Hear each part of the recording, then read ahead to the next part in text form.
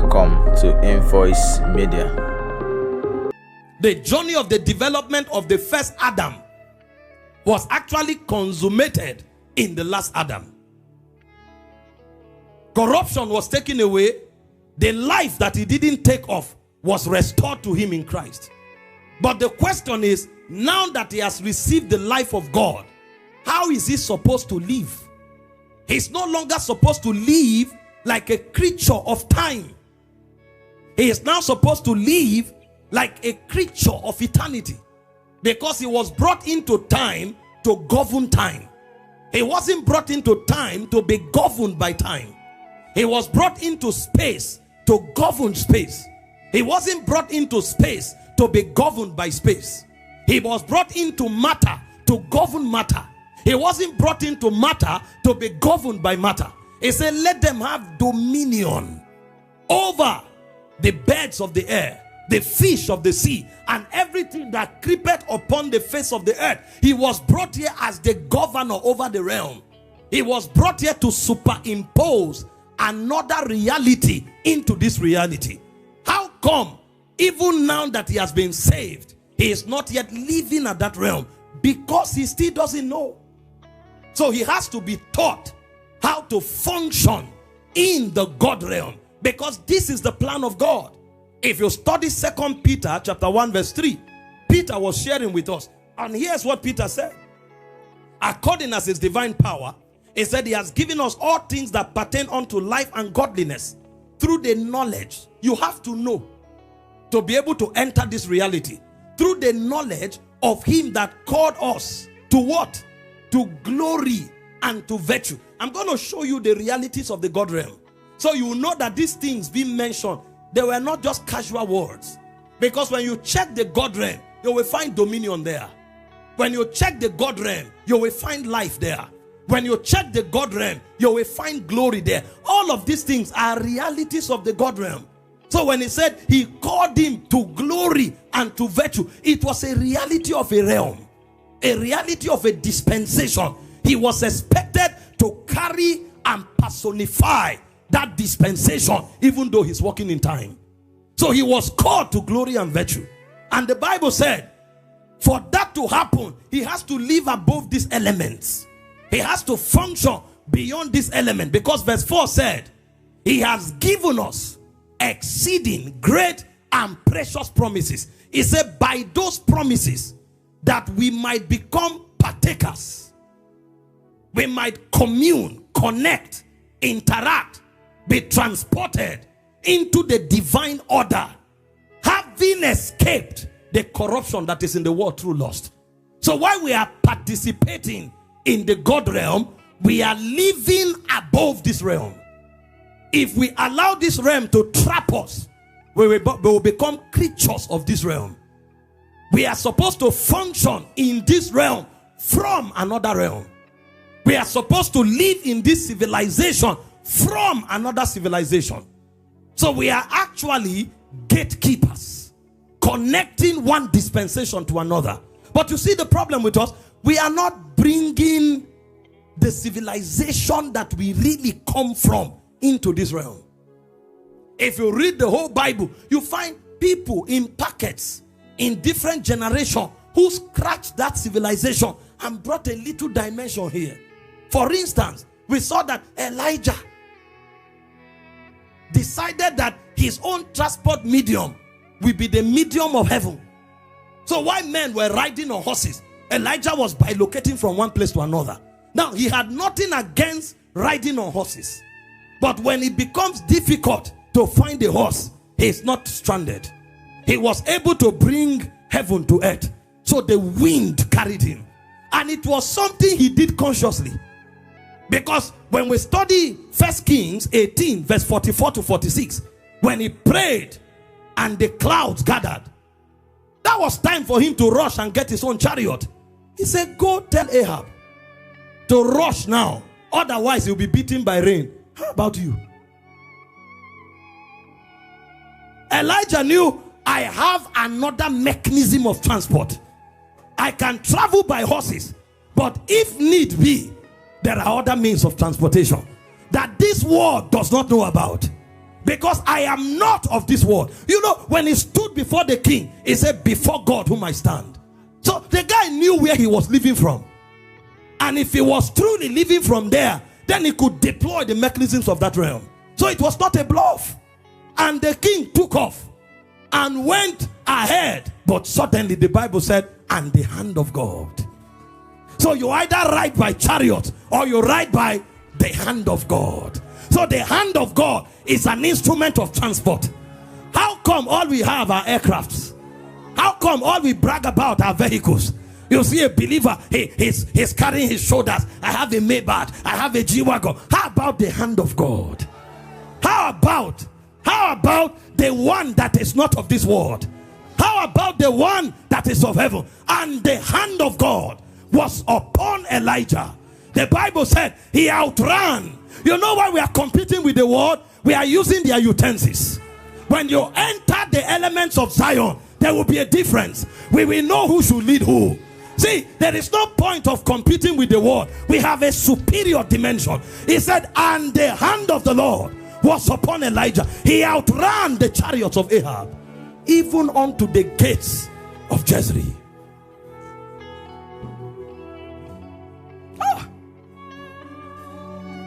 I pray for the day when Christianity will move from a religion to a civilization of Zion. I pray for the day when Christianity will move from rituals to the manifestation of divinity through humanity.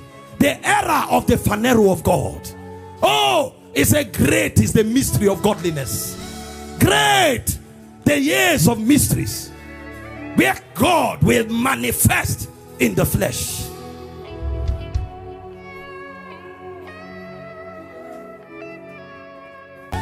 In John chapter 2, Jesus attended the wedding like every other person.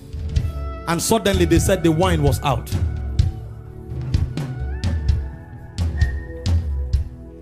Then men became stranded. Because earthlings either brew wine or they buy wine. Now these two options were not possible. What do you do? And Jesus turned to the one that came from, the mother turned to the one that came from heaven. I know where you came from. You look like them, you are not of them. He said, whatever he tells you to do, do it. This one is not limited. He can, even if he can't brew, even if he can't buy, he can produce it. And Jesus said, but you know this realm is regulated by moments. I'm waiting for the movements. It has not yet come. But he said that realm has dominion. Even when the movement has not happened, there is dominion in that realm. And Jesus said, fill the water pots with jar. Men call it water pot, but in the realm where we come from, whatever we call it, that is what it is. And when they filled it up, he didn't pray. He said, fetch from it, take it to the governor. And when they took it there, what we heard was an exclamation. Others served the best wine first, but you kept the best for the last. When you come from Zion, there will always be a difference. They don't need to tell you where it came from. You will know by discernment that this one is not from here.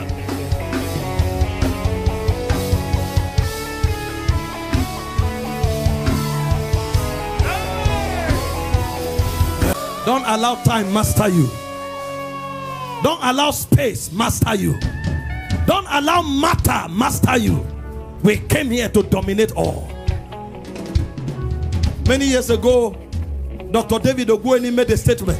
He said the difference between night and day is light. So whatever he's doing, when it gets dark, he owns the light, it continues. Hey, you can't let weather master you. But there are superior dimensions, because you came from another dispensation. You have to master how to function in the God realm. That's your reality. That's why no matter the pleasure you have in time, you are not satisfied. Until it comes from there, it will never appeal to you. At first you may rush and be excited, but after a while you know that the test buds of your soul, they require deeper experiences than what time can offer. Until it comes from Zion, it cannot satisfy. We have a realm. It is locked on our inside, but we must master how to release it. We must master how to ascend into that realm. Manifest yourself. Sit down. Let's do a bit of Bible studies. My spirit is being charged because these are my contemplations. Let me do a Bible study first, because if we go like this, I won't be able to teach. We will explode. And we may not be able to capture and articulate it. Quickly, let me show you the features of the realm that I speak of. The realm of your nativity, where you came from. I know you have been on earth for long, so they told you this is where you came from. I beg to differ. I beg to differ. If this is where I came from, how come nothing here satisfies me? If this is where I came from, how come the things I see are not animated from here? If this is here where I came from, how come the things that sustain me are beyond the things produced from this realm? There is something deeper. You came from a realm. You came from a dispensation. He said, before you were formed in your mother's womb, before you took on matter, I knew you. I ordained you from a realm yonder. You only took on this shape so that you can find expression here. But don't forget where you came from. You came from a dispensation. And these are the attributes of the realm you came from. Number one, that realm is an eternal realm. It's a realm that has no beginning and no end. It's a realm that its reality is not fragmented into past, present, and future. It's a realm that is reality as superior to yesterday and tomorrow. That's why God can still go back to yesterday, and God can already go to tomorrow while you are yet in today, because he's dealing with a realm that is eternal. In Isaiah 57 verse 15, the Bible said, the high and the lofty one that inhabited eternity. When he introduced himself, he said in Revelation 1:8, I am Alpha, I am Omega, I am beginning, I am end. We came from a realm that is eternal in nature. You need to understand this. That is why, although you didn't do what you needed to do yesterday, it doesn't mean tomorrow is hopeless. Nobody should walk into your life and tell you things like, because of what you lost yesterday, your future is doomed. No, it doesn't work like that. We can bring yesterday back. There is a circuit called restoration in the realm of God, that what couldn't happen yesterday, a caveat can be created for it today to happen, and it will not compromise today. So why God does not encourage you to be lazy, he also makes you understand that there's no such thing as hopelessness, because you are operating by modalities that are eternal. And so long as eternity is part of your composition, there is no such thing as hopeless or too late. God can restore, because where he operates from, the past and the future are one.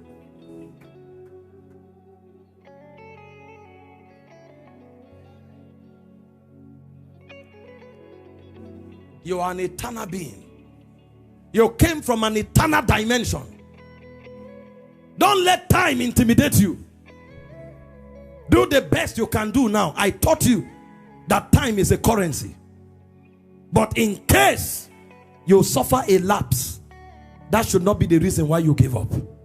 You are eternal. Number two, the realm we came from is a realm of light. And what that means is that this realm is governed by purity and revelation. So long as your garment is pure, and so long as you know, nothing can be impossible to you. Because that realm is regulated by purity and by light. In John chapter 1, the Bible told us why Jesus had so much authority, it was because of this reality. He said in the beginning, if you read from verse 1, he said was the Word. The Word was with God, and the Word was God. The same was with God in the beginning. All things were made by him. Without him was not anything made that was made. In him was life. He said, but that life has an operational modality, is illumination. He said the life was the light of men. And he said that light shines in the darkness, and the darkness comprehends it not. There is nothing too hard for you, sir. Anything you can't do now, there's something you don't know. The moment you know, you can do it. So in this realm, impossibility does not exist. Everything that you have not yet known is just a mystery. The moment light comes to you, you too can produce results. This is why we don't judge men by physical stature in this realm. You'll be mistaken to think the greatest of us is the biggest of us. Both big and small, we are regulated by light. Your authority, your power is tied to your illumination. Paul was praying for the church. He said, for this cause, Ephesians 1:17, I bow my knees and pray to the Father of our Lord Jesus Christ, that he may grant unto you. There are realities in that realm that gives you advantage. The spirit of wisdom and revelation in the knowledge of him, that the eyes of your understanding being enlightened, that you may know.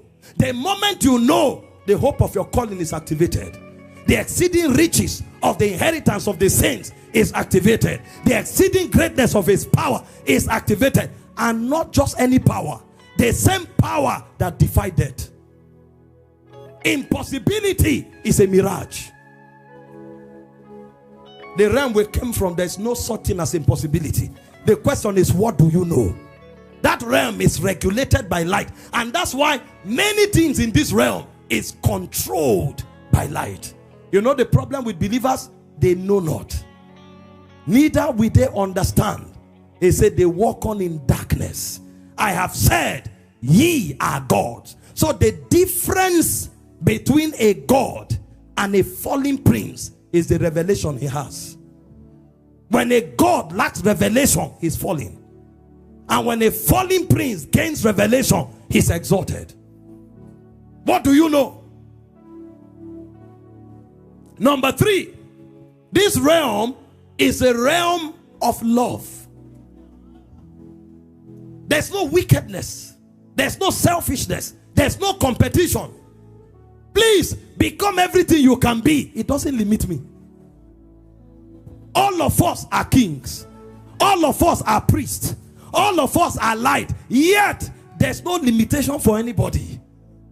This is why you pity believers who are threatened by the rise of others. No, the rise of one is a sign that rising is possible. And if the person who rose is close to you, it means God is in the neighborhood. This is why there's abundance here, because here we share. This is why there is peace here, because here we forgive. It's our realm. We love. This is why there is limitless possibilities. Anybody can become anything. There is no hindrance. 100 apostles can rise from here. Everybody will manifest. There's room, sir. 100 billionaires will rise from here. This one is not can. We'll rise from here. I don't know who I'm talking to. I don't know who I'm talking to. But if you believe it, it is yours. There's no envy. It's a realm of love. 1 John, sit down. 1 John 4:16 says, God is love. And he said, him that dwelleth in love dwelleth in God. So it's a realm itself. It's not just a person. It's a realm. That love is what makes your faith to work. The reason you declare things without fear is because perfect love casted out fear. The reason you declare things and have it is because faith worketh by love. It's a realm. And that's not all. It's also a realm of truth.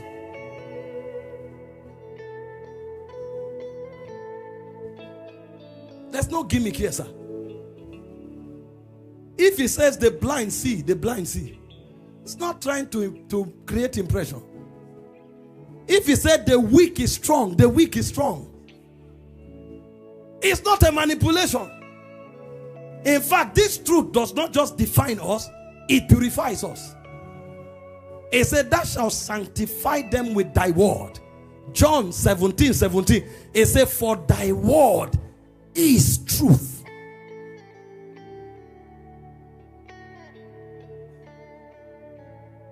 And that word that is truth, Psalm 119 verse 89, thy word, O Lord, is settled in heaven forever. So the realm of God is a realm of truth. There's no lie in him. And that's why you can come here the way you are. He has the power to make you. If he says you are made, you are made. This is what defines this realm. You don't need to compromise to become. That truth can make you. Because that's what made the universe. The world itself was created by the word of God. That the things which are were not made from things which do appear. You may not look it when you came. You enter and see how you become. Because it's not here to impress you. He's here to make you. It's a reality of his realm. It's a realm of truth. Number 5 is a realm of glory.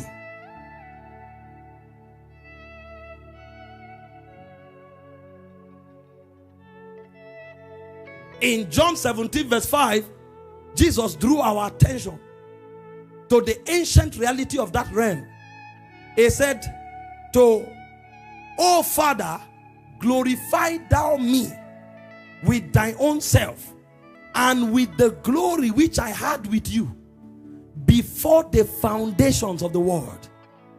So when we were together before creation began, the transactions we had were in glory. And when we speak of glory, it means, number 1, the essence of God. Number 2, the majesty of God. Number 3, the splendor of God. And number 4, the praise that belongs to God. Of these 4, 3 of them is available to all of us.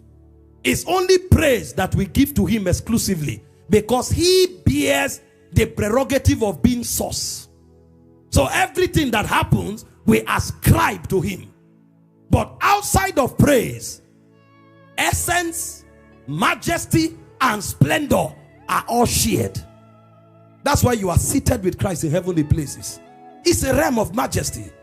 It's a realm of glory. This is why he said, you are the head, not the tail. When you leave from this realm, you will enter a place. You may not have the position. This is not about title. But somewhere, somehow, you will become the natural leader. There is something about where you came from that you cannot be the tail, you are the head. It does not mean you go and distort the structure and say I must lead. No, in fact, I will teach you how to walk in this realm very shortly. You will follow the instruction, submit yourself to authority, but something radiates from you that makes it impossible for you to be hidden. Because the realm you live from is a realm of splendor. It's a realm of majesty. This is why there is beauty in every one of us. Satan may deceive a Christian not to see the beauty in his or her life because he or she is focusing in something else. But I tell you, there is not one of us who does not carry a touch of divinity. There is a beauty in you that will make your generation not only admire you, but sought to draw from you. because you come from a realm of glory. It's also a realm of dominion.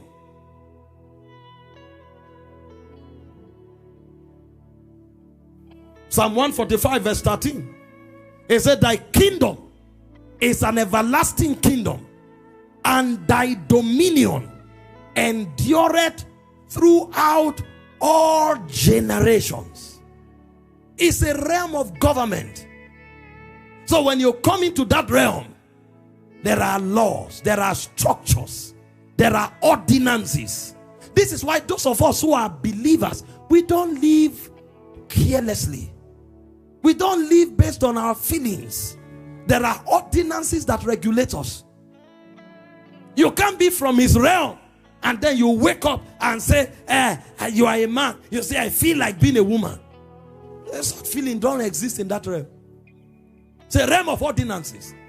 You wake up, you say, I'm a man, but I love this man. They don't love like that in this realm. There are ordinances. It's in the animal realm that you live based on how you feel. A goat does whatever it feels like, any day, anytime. We are not of the animal order. We are of the royal order. And every royal realm has a code that governs its operation. And because we live like that, we can now translate that dominion to our spheres of influence. That's why I said, I'm a man under authority. I say to one, go, he goes. I say to another, come, he comes. The reason I can do that is because myself is under authority. So we are in a realm of government. We are regulated by ordinances, by laws, by patterns, by principles. That's how we function. And because of that, we can enact laws.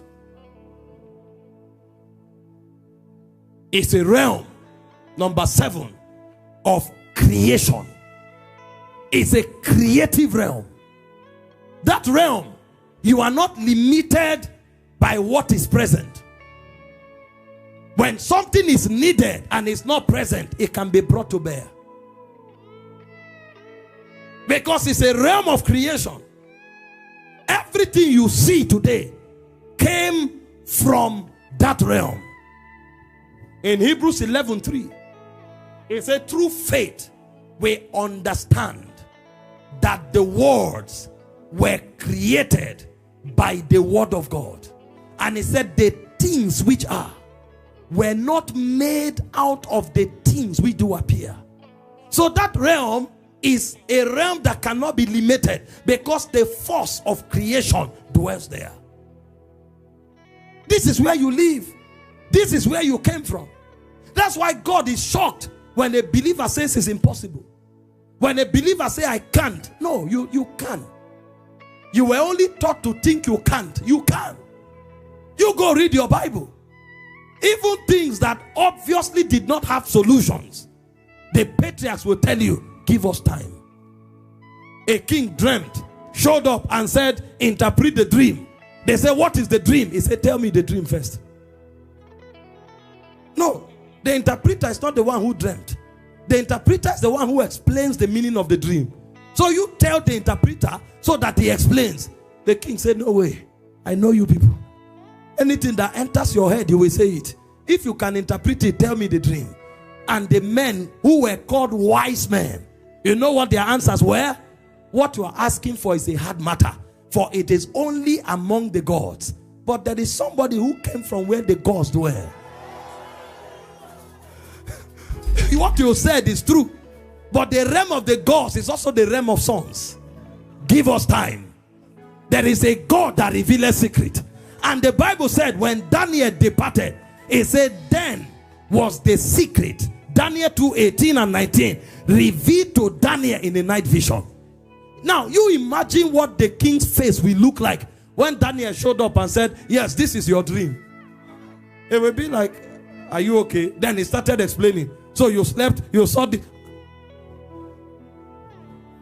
Yes. You know why your generation doesn't wonder at you? All you have is what they produced. When you come with realities from the other realm, even kings will kneel down and say, your God is my God. Evangelism is not so hard. The reason it looks hard is because we do it by physical forces. You are using brain to talk to brain. You are using eloquence to create conviction where spirit should be mobilized. That's why it looks difficult. When you come with another realm, this realm will always submit. The king had no choice but to worship the God of Daniel, because he came from the creative realm. Things can be made there. Things can be made. So when we say living in the God realm, we are telling you to live from the creative realm. We are telling you to live from the realm of glory. We are telling you to live from the realm of dominion. We are telling you to live from the realm of truth. We are telling you to live from the realm of life. We are telling you to live from the realm of divinity himself.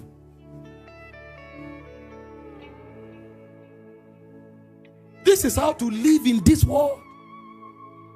You live in this world like you are living in another world. You live in this world like you are in another world inside this world. That's your reality. It's a realm of faith. That means what you believe is what you have, not what you see. It's a realm of faith. You know why many believers struggle? They have been made creatures of the realm of God, but they are trying to live like creatures of this realm. So they are left in a dilemma, because they are trying to do what is in the realm of God, either when they think they are of this realm, or they know they are of that realm, but they love to live like creatures of this realm.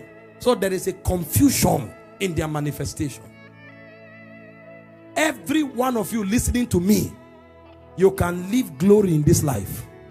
You can live dominion in this life. You can live creativity or creative ability in this life. You can live truth in this life. You can live glory in this life. Not when you get to heaven. But you see, there are protocols that governs that realm. My focus tonight is to show you the laws that governs functionality in the realm of God. There are laws. And if you know those laws, you can live here like God himself was living here, because you are a being of his realm. Very quickly, there are 12 laws that makes for living in the God realm. That means living heaven on earth.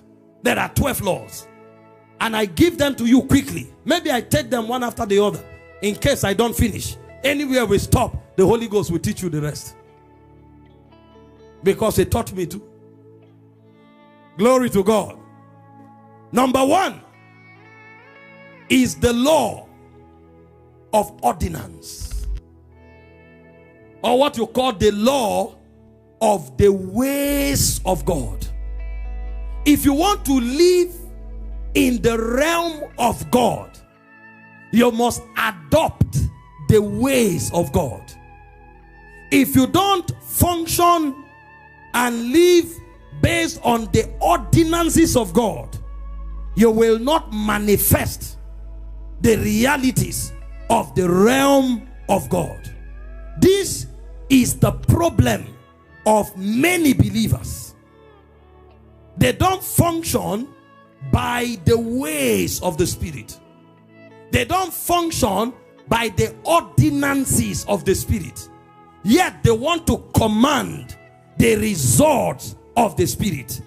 And so they become confused as to why the things they believe they don't see happen. Remember, it's a realm of spirits. Maybe I didn't add that, but take note of that. It's a realm of spirits. It's a God is spirit. where the Spirit of the Lord is, there is liberty. 2 Corinthians 3, you read verse 17 and 18. God is Spirit.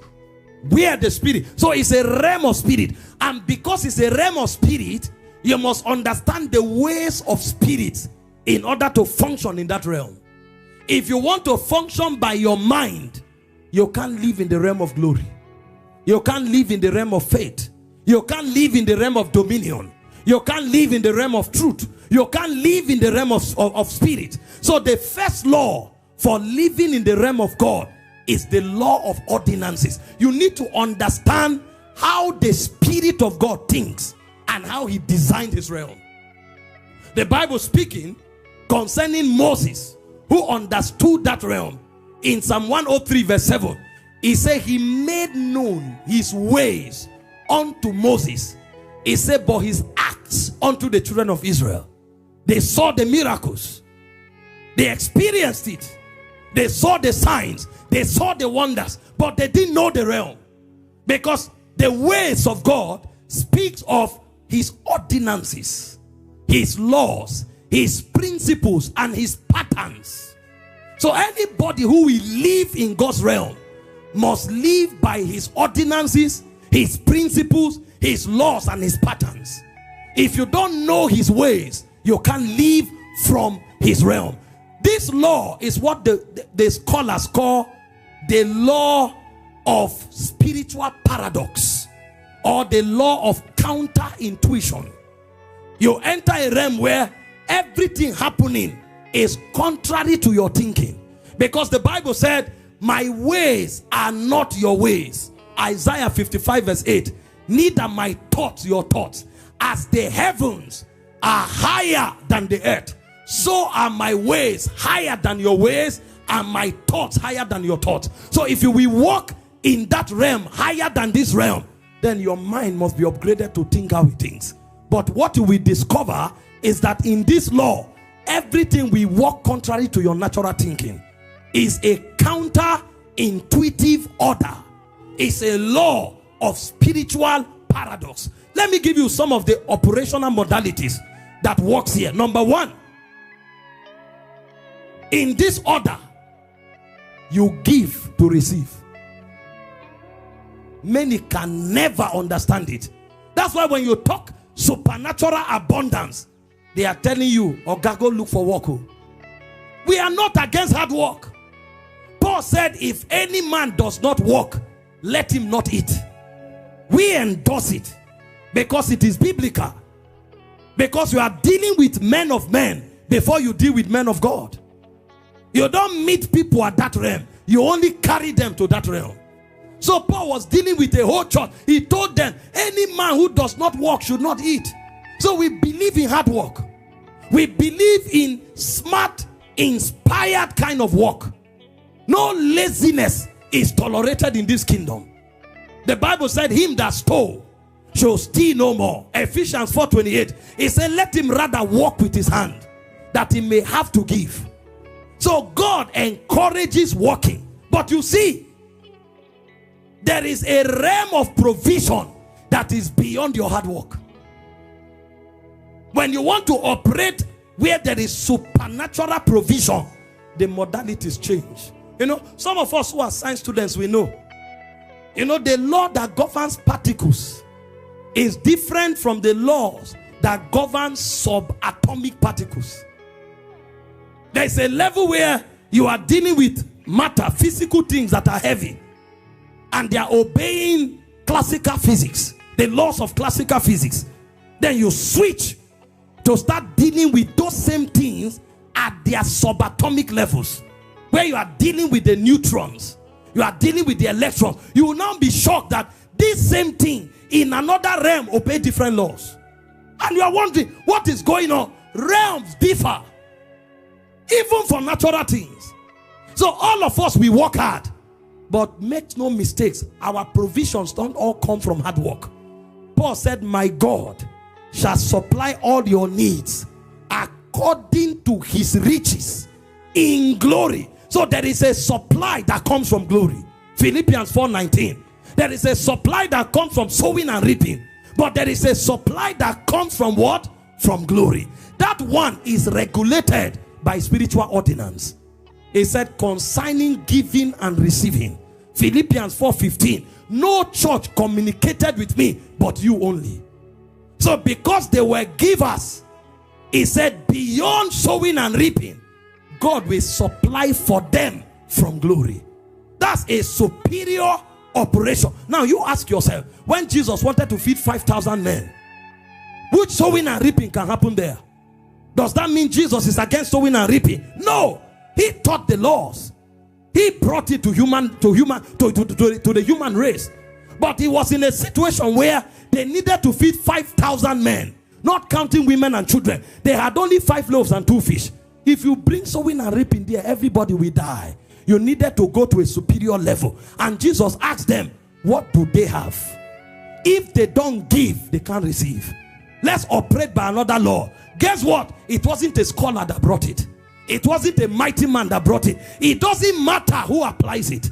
Anybody who applies it gets the result. It was a young boy that brought 5 loaves and 2 fish. Now they have satisfied the demand of giving. Jesus collected it and gave thanks. Take and give them.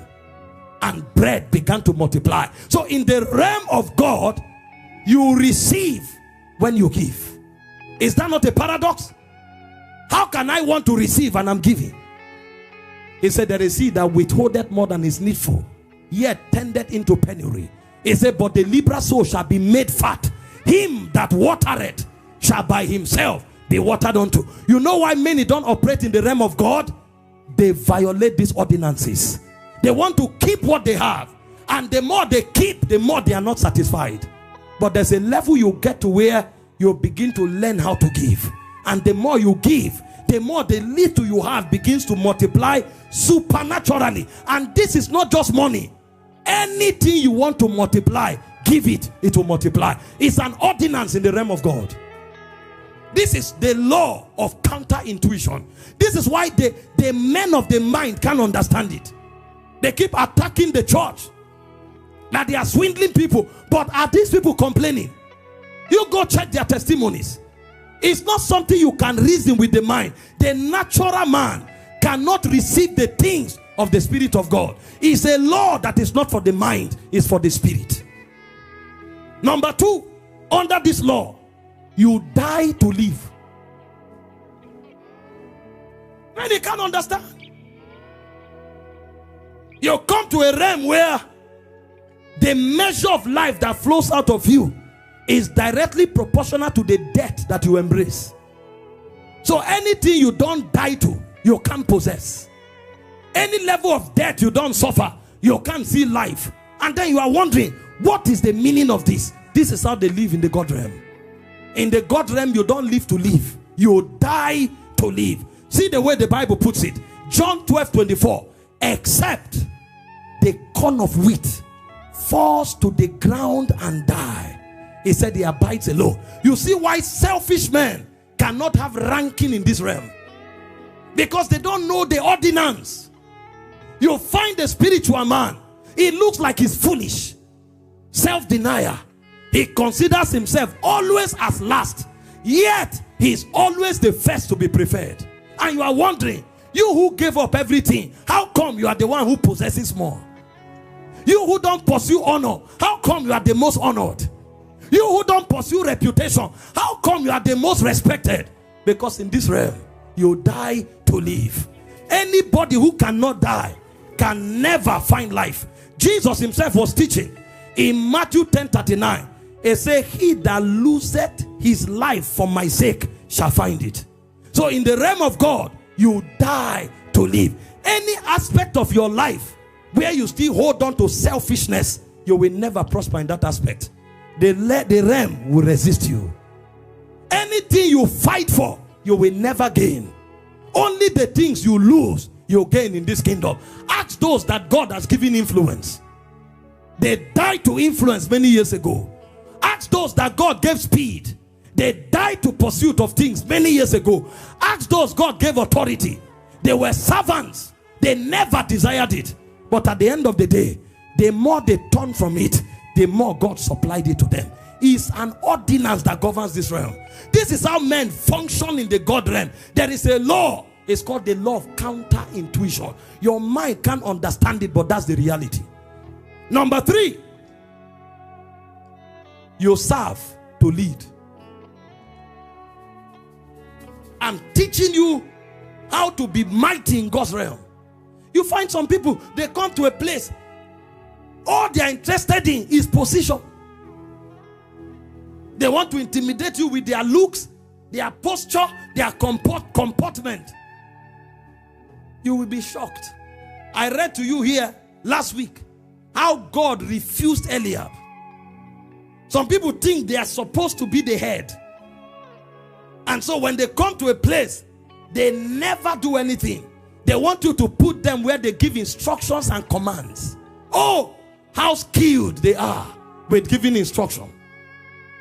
They will sit down, cross their legs. You go there.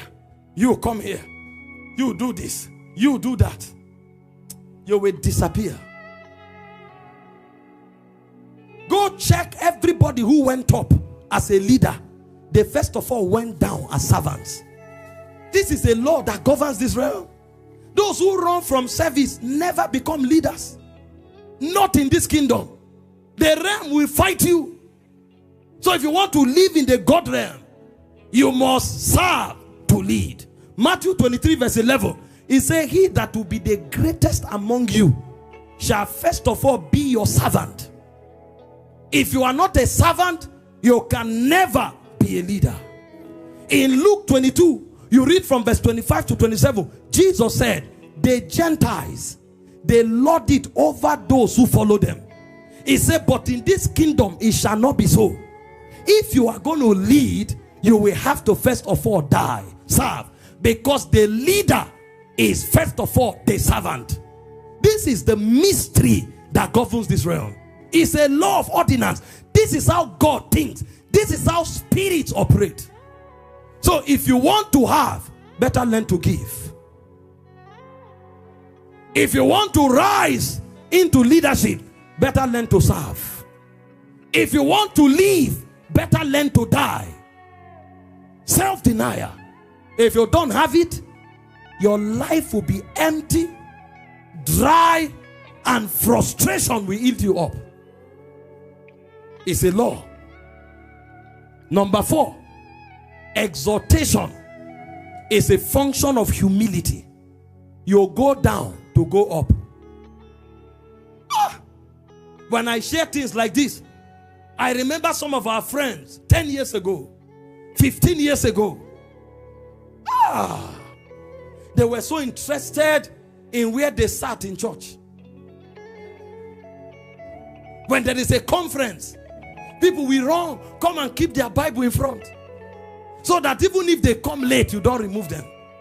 And if you remove their Bibles, they will trace and trace and trace to know who removed it. They will meet the person to know why it was removed. They will tell them who told the person to remove it, and they will go and meet the person. And sometimes they are bearing grudges. The people keeping Bibles are still there.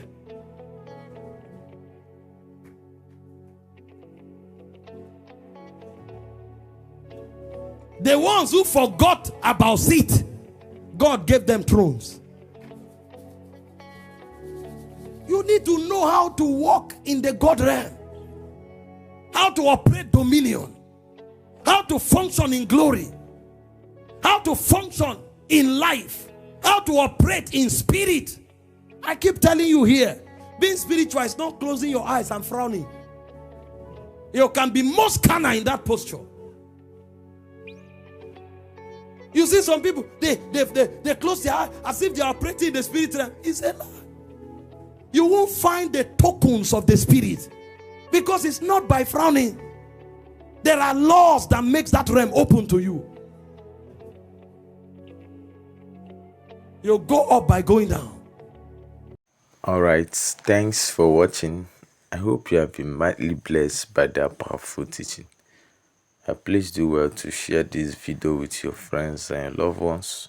Drop your comments on the comment section. And don't forget to like and subscribe to our channel for more inspiring and powerful videos.